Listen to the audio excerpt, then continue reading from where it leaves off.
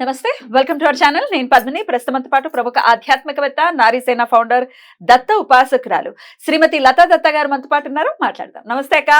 జయ గురుదత్తారా. శ్రీ గురుదత్త అక్క. దొంగతనాలకి గురయ్యాయి మా వస్తువులు, పోయాయి, పోగొట్టుకున్నాము, లేకపోతే ఇంట్లో దొంగలు పడ్డారు, ఆ ఇంట్లో తెలిసిన వాళ్ళే కొట్టేశారు అని అంటూ ఉంటే ఏం చెప్తాం, ఆశ్చర్యంగా అనిపిస్తుంది. కానీ ఆశ్చర్యం అనిపించిన అవి నిజాలే. ఇంట్లో దొంగని ఈశ్వరుడు కూడా పట్టుకోలేడని కూడా అంటూ మన పక్కనే ఉంటారు ఒకసారి దొంగలు. మన పక్కనే ఉంటారు. కానీ చెడు ఎప్పటికైనా బయటపడాల్సిందే కదా.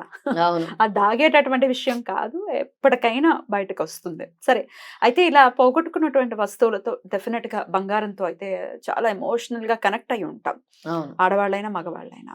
ఒక్కొక్కసారి అమ్మగారిదో అమ్మమ్మ గారిదో అయి ఉండొచ్చు. నాకు అట్లాంటి సందర్భం ఎదురైంది నా లైఫ్ లో. మా అమ్మమ్మ గారిది అది దొంగతనానికి పోగొట్టుకున్నాను. చాలా చాలా బాధ అనిపించింది. కొన్నేళ్ల పాటు అసలు పెళ్లికి ముందు గొలుసు అనేది వేసుకోలేదు నేను. ఆ గొలుసు పోయి అమ్మమ్మ గారు ఇచ్చిందా? మా అమ్మమ్మ గారి చెవులవి ఆ గొలుసులో ఉన్నాయి. So it is one last thing, memory కదా, గుర్తుగా మెమరీ కదా. అది పోయింది. మనసు చాలా కష్టం అనిపించింది. అసలు మా అమ్మమ్మ తెలియదు. మా అమ్మ పెళ్లికి ముందే మా అమ్మమ్మ గారు గతించడం జరిగింది. ఎవరో తెలియదు. కానీ చిన్న చిన్న కథలు చెప్తూ ఉంటుందిగా, ఇలా చేసింది మా అమ్మ, అలా చేసింది. ఇప్పటికీ చెప్తూ ఉంటుంది మా అమ్మమ్మ గురించి. ఉంటే బాగుండిని, ఆ ప్రేమను మిస్ అయ్యామే అనిపిస్తుంది. టచ్ వుడ్, నా కూతురు మాత్రం చాలా చాలా వాళ్ళ అమ్మమ్మతో ఎంజాయ్ చేస్తాను. So happy, super. అసలు అది బ్లెస్డ్. అసలు నిజంగా అమ్మమ్మలు నానమ్మలతో ఆడుకుంటున్నారంటే చాలా బ్లెస్డ్ కదా. చాలా చాలా చాలా బ్లెస్డ్. సో ఆ అమ్మమ్మది అది పోయిన తర్వాత నిజంగా అది దొంగతనం అయింది. ఎవరు తీసారో కూడా తెలుసు, కానీ ఏం చేయలేని పరిస్థితి కదా. ఆ ఎమోషన్ ఎలా అంటే కొన్నేళ్ల పాటు బోడి మొండంతోనే ఉన్నా కానీ ఇట్లా గొలుసు అన్నది వేసుకోలే. మా అమ్మ తిట్టేది బోడి మెడతోటి, వేసుకో వేసుకో వేసుకో అని తిట్టేది. కానీ నేను అసలు వేసుకునేదాన్ని కదా. అట్లా కనెక్టెడ్ గా అట్లా చాలా మందికి ఉండొచ్చు. పోయాయి మావి, నిజంగా అవి తిరిగి రావాలంటే ఏం చెయ్యాలి అని అడుగుతుంటారు. దానికి మీ ఆన్సర్? దత్త పరంపరలో అన్నిటికీ ఒక పరిష్కారం ఉంటుంది. అన్నిటికీ పరిష్కారం ఉంటుంది. ఒక్కొక్క ఇన్కార్నేషన్ ఒక్కొక్క పవర్. దత్త పరంపరలో శ్రీపాదుడు ఒక పవరు, నృసింహ సరస్వతి ఒక పవరు, స్వామి సమర్థ ఒక పవరు, మాణిక్య ప్రభు ఒక పవరు, సాయినాథుడు ఒక పవరు.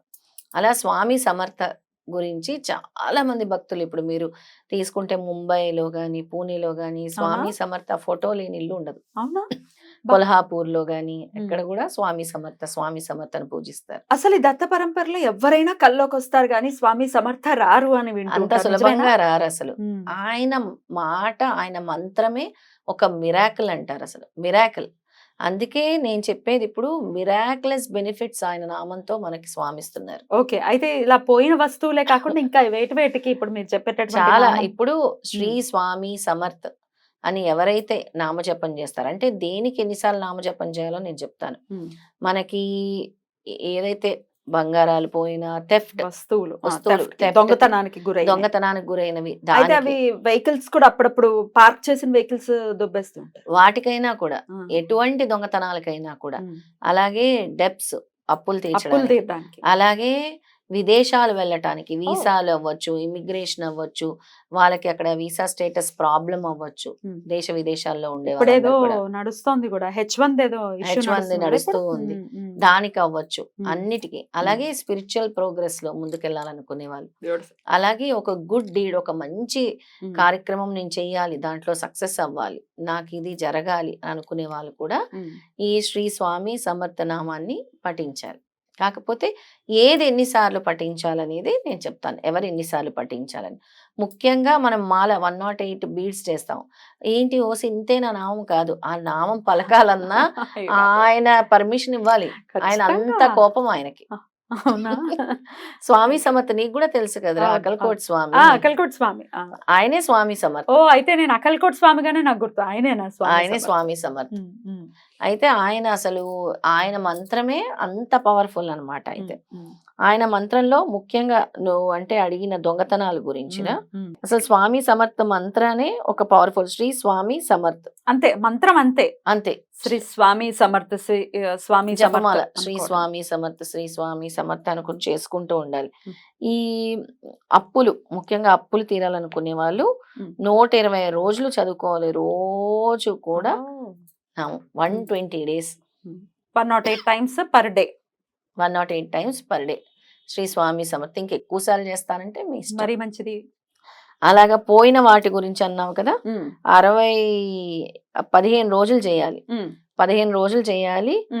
ఆ దాదాపు 60,000 సార్లు చేయాలి. బాబా బాబా, అవునా? ఏది అంత సులభంగా స్వామి ఇవ్వడు కదా, ఇక్కడ చెప్పాడు అసలు. కష్టపడాలి కదా. శ్రీ స్వామి సమర్థ, శ్రీ స్వామి సమర్థ అని ఎన్నిసార్లు చేస్తే 15 రోజులు ఎన్నిసార్లు చేస్తే 15 రోజుల్లో నువ్వు ఒక నమ్మకంతో చేస్తే నీ ఖచ్చితంగా ఆ పోయిన వాటి గురించి ఆన్సర్ స్వామిస్తారు. వస్తువు ఏదైనా వస్తువు స్వామిస్తారు ఆన్సర్. తర్వాత ఈ ఫారెన్ ట్రావెల్స్ చేయాలనుకున్న వాళ్ళు, ఫారెన్ వీసాల ప్రాబ్లం ఉన్న వాళ్ళు, ఇమిగ్రేషన్ ప్రాబ్లం ఉన్న వాళ్ళు రోజుకి 5,000 సార్లు జపించాలి బాబా మాలలు. అలా ఎన్నిసార్లు? అది అయ్యేదాకా పని అయ్యే వరకు రోజుకి 5,000 సార్లు, 5,000 టైమ్స్ శ్రీ స్వామి సమర్థ, శ్రీ స్వామి సమర్థం చేసుకోవాలి.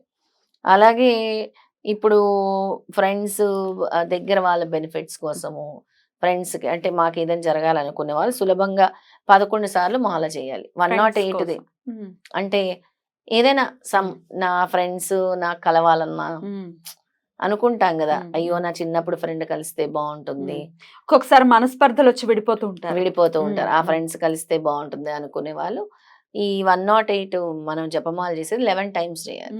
అంటే 1008 టైమ్స్ చేయాలి.